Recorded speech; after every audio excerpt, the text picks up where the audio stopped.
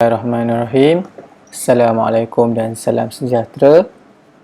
Selamat datang kepada pelajar-pelajar baru dan bertemu kembali kepada pelajar-pelajar yang telah mengikuti segala video-video di channel cikgu ini.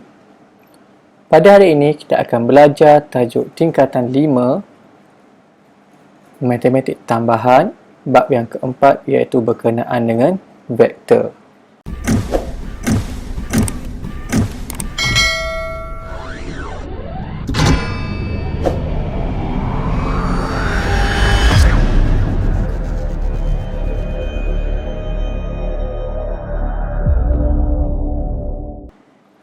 Okey, sebelum kita memulakan pelajaran, jangan lupa untuk menekan butang subscribe di bahagian kanan supaya anda akan mendapat notifikasi setiap kali video baru diupload.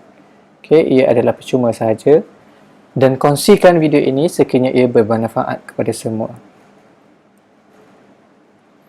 Okey, bab ini mengandungi 3 standard pembelajaran seperti anda lihat.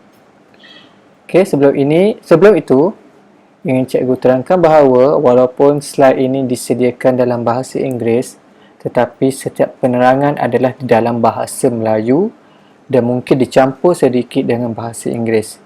Hal ini kerana cikgu mengajar di LP di sekolah dan akan menggunakan bahan yang sama nanti. Okey, video bagi setiap bahagian ada diletakkan di bahagian description di bawah. Okey, seterusnya kita akan tengok pada standard pembelajaran yang pertama, iaitu 4.1 berkenaan dengan vektor. Okey, dalam standard pembelajaran ini terdapat 6 objektif pembelajaran yang anda perlu pelajari dan faham. Kita mulakan dengan 4.1.1, membezakan di antara kuantiti vektor dan kuantiti skala.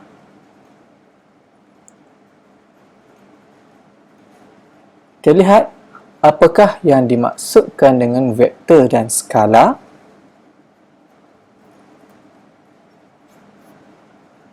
Okey, vektor ialah satu kuantiti yang mempunyai magnitude dan direction.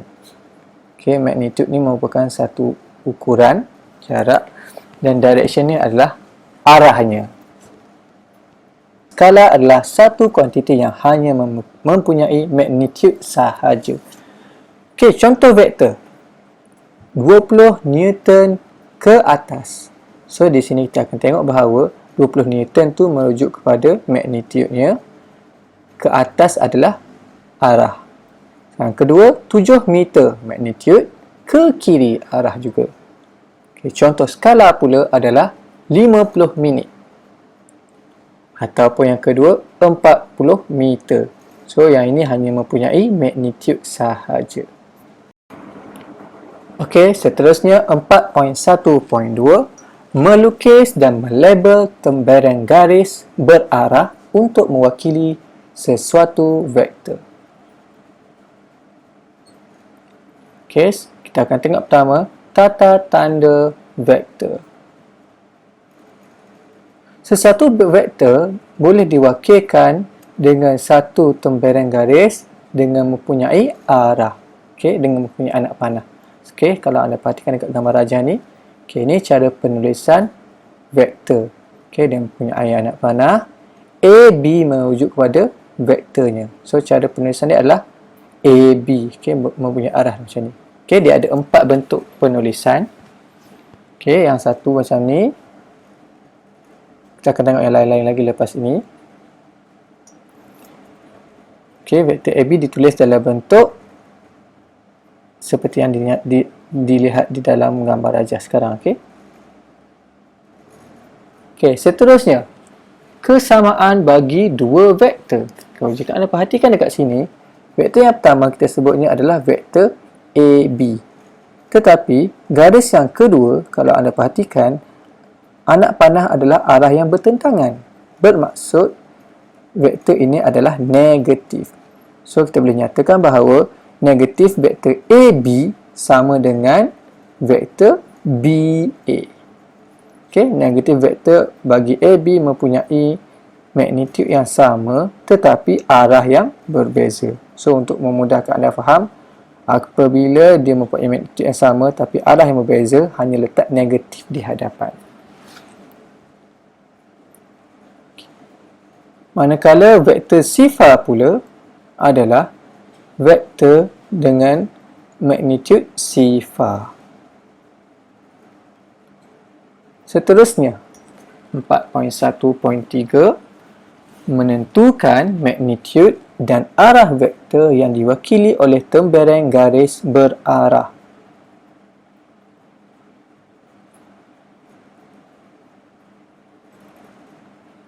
Okey, kalau kita cakap berkenaan dengan magnitude, okey, seperti saya nyatakan tadi, vektor boleh ditulis dalam bentuk seperti ini juga.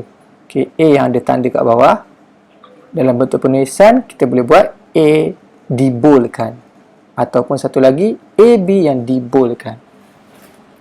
Okey, magnitude bagi vektor AB diwakilkan dengan, okey, ada palang seperti ini. Okey, modulus vektor AB. So, ini adalah magnitude bagi AB. Bagaimana untuk mencari magnitude? Kalau anda masih ingat berkenaan dengan Pythagoras theorem, apakah yang anda faham tentang Pythagoras theorem? Okey, mari kita tengok pada contoh. Cari magnitude bagi vektor V. Okey, sekarang kita nak cari magnitude bagi vektor V. Atau kata mudah, kita nak cari berapakah panjang vektor V ni. So, untuk mencari magnitude bagi vektor V, kita perlu guna Pythagoras theorem. Yang mana dalam Pythagoras theorem, anda perlu tahu horizontal distance dan juga vertical distance. Okey, dalam gambar rajah ini, horizontal distance-nya adalah 3 dan vertical distance-nya adalah 3 unit juga, ataupun 3 km. So, untuk mencari magnitude V, kita tulis sebagai punca kuasa 2, 3 kuasa 2 tambah 3 kuasa 2. Maka nilainya adalah punca kuasa 2, 18.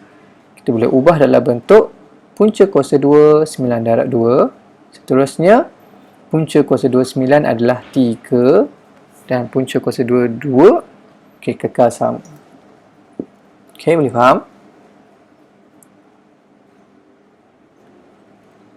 Seterusnya, 4.1.4 menentukan sama ada dua vektor adalah sama.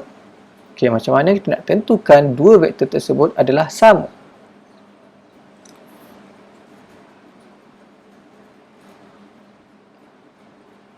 Okey, sebagai contoh dekat sini kita ada vektor A dan vektor B. Dua vektor adalah sama jika dan hanya jika kedua-duanya mempunyai magnitude dan arah yang sama. Okey, dia mesti memenuhi syarat ini. Magnitude dan arah yang sama.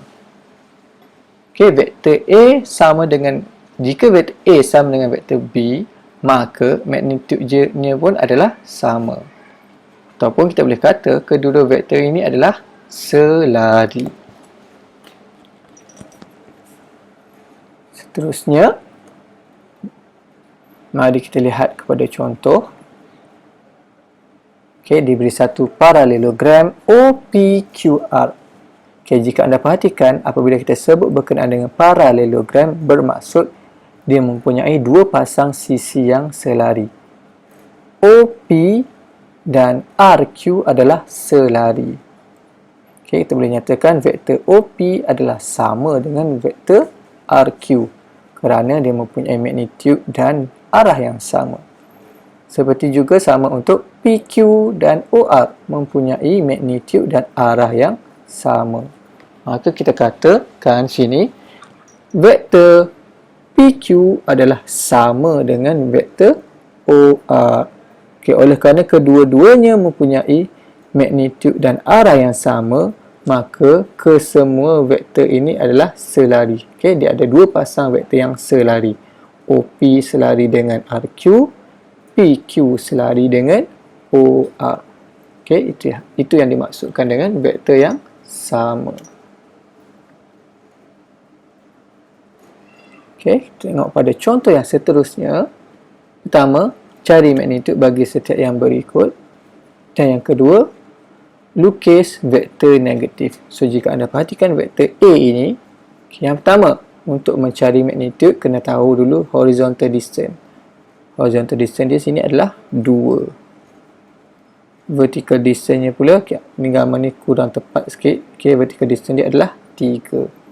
So untuk mencari magnitude A, seperti tadi pakai Pythagoras theorem, kita selesaikan, maka dapatlah punca kuasa 2, 13. Seterusnya melukis vektor negatif. So magnitude yang sama tetapi arah yang berbeza. So ini adalah vektor negatif. Cuba buat speed dengan pantas soalan ini. Boleh pause dulu video dan cuba buat.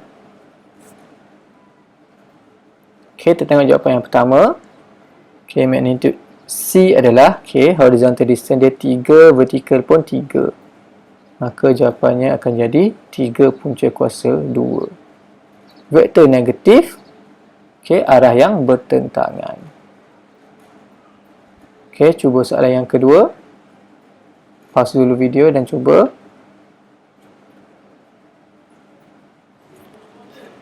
Magnitude dia adalah horizontal distance 2, vertical distance 4. 2 kuasa 2 tambah 4 kuasa 2, punca kuasa 2. Selesaikan, maka dapat 2 punca kuasa 5. Vektor negatifnya adalah seperti ini.